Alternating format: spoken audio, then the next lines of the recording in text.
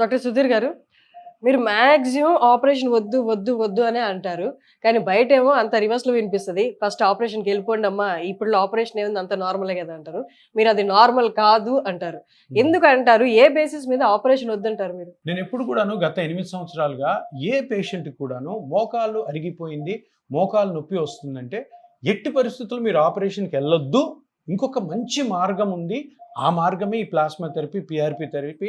ఇప్పుడు చూడండి, ఈ మిషన్‌లో దీన్ని ఫ్లోరోస్కోపీ మిషన్ అంటాం. ఈ ఫ్లోరోస్కోపీ మిషన్‌లో ఏం కనపడుతుంది? ఇది మోకాలు జాయింట్ ఇది. ఈ మోకాలు జాయింట్‌లో మామూలుగా ఆపరేషన్‌లో ఏం చేస్తారు? ఇక్కడ నుంచి ఇదంతా కూడా తీసేస్తారు. ఇది చూడండి ఎంత భాగం తీసేస్తున్నారు. ఈ పైన మెటల్ పెడతారు, కింద మెటల్ పెట్టి ఈ బోన్‌కి ఈ మెటల్‌కి మధ్యలో సిమెంట్ వేసి అతికిస్తారు. ఇప్పుడు మీరు చూడండి, ఈ బోన్ తీసేయాల్సిన అవసరం ఉందా? నీట్‌గా ఉంది చూసారా? ఏమీ లేదు, నీట్‌గా ఉంది. ఏ విధమైనటువంటి డిస్టర్బెన్స్ లేదు. ఈ బోన్ చూడండి, ఈ బోన్ కూడా ఏ విధమైన డిస్టర్బెన్స్ లేదు. డిస్టర్బెన్స్ ఎక్కడ కనపడుతుంది? ఇగో ఈ ఏరియాలో కనపడుతుంది. ఏం డిస్టర్బెన్స్ కనపడుతుంది?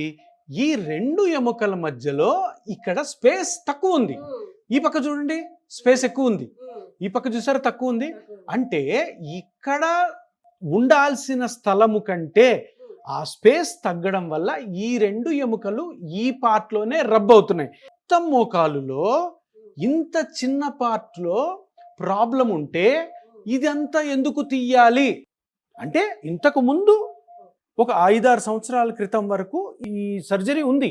కానీ ఇప్పుడు అంటే ట్రీట్మెంట్స్ మారుతూ ఉంటాయి కదా. మారుతూ ఉన్నప్పుడు వచ్చిన ట్రీట్మెంటే ఈ ప్లాస్మా థెరపీ.